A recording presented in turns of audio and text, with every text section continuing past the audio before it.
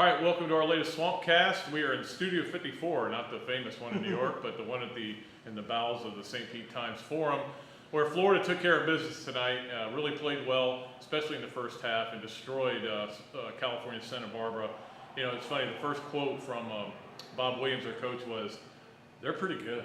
And he even said Parsons is a lot better than I thought he was watching him on tape. Yeah, and obviously a day for the defense, holding them at 27.1% shooting in the first half. I think that really set the tone, Pat, their ability to kind of come out and defend. And even, up 41-18, they're forcing turnovers, forcing, a travel violation. That's a good sign that they're playing with that kind of intensity and mindset. Yeah, and it'll be a tougher game, obviously, on Saturday. 2:45, by the way, is the time for the game. It'll be on CBS. And it'll be, UCLA's got a fairly good lead on Michigan State, but who knows? I mean, there could be a comeback. The bottom line is, Florida shot the ball well, they defended well, they rebounded well, and they played like a cohesive unit, and I thought that was the key for them. Yeah, really moved them. I thought the ball movement was really terrific during some stretches, and, Parsons with a career-high 10 assists being really unselfish, Pat, and, I think they kind of got that, taste of that Kentucky loss out of their mouth. They came out maybe a little motivated, being, questioned as a 2-seed early in the week, and they really showed that they were worthy of a 2-seed today with that kind of blowout performance that they had. They did. Kentucky fans can't argue anymore the 2-4 thing because they didn't look like a 4-seed.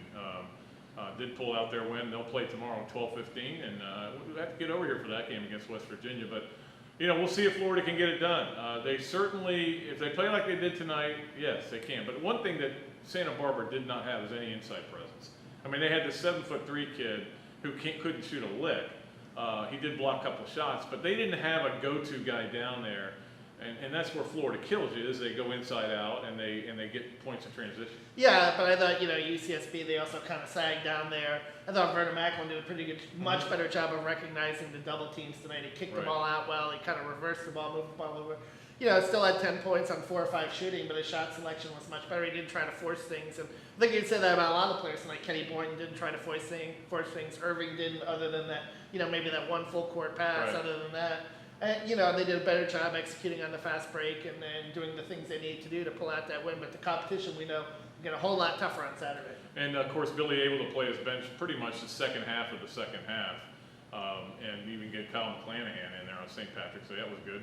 But, and another thing is Patrick Young continues to play like his hair's on fire. I mean, he has got so much energy and he's got more confidence and he's playing the best basketball of his short Florida career right now. It's pretty interesting. Some of the freshmen, Wilbekin and Young, they were talking about how they watched some of the earlier games and some of the upsets. And I think that they came out with that energy on edge, maybe scared, but maybe in a good way. Like, we don't want to, be the team that goes home after watching a team like, Morehead State pull out a win or Richmond pull out a win. And I think the whole team kind of fed off that and really played with that sense of urgency throughout the game. They did, and obviously the Gators get the win. 51 points scored by UCSB, the second fewest that Florida's ever allowed in an NCAA game.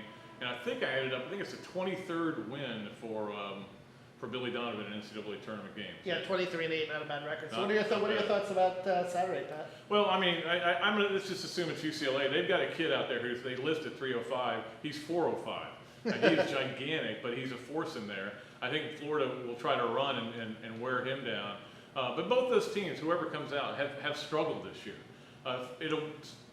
It'll be up to Florida who wins that game. If they play the way they've played all year, they'll win. If they pull out that game, they pulled out every once in a while, the JU game, the Central Florida game, the South Carolina game, even the Kentucky game, then they'll have problems. Yeah, to me, it's defense and it's balance, and that's what we saw tonight. 4 starters with double figures, and that defensive mindset, particularly early in the game. I mean, Orlando Johnson only had 7 points in the first half.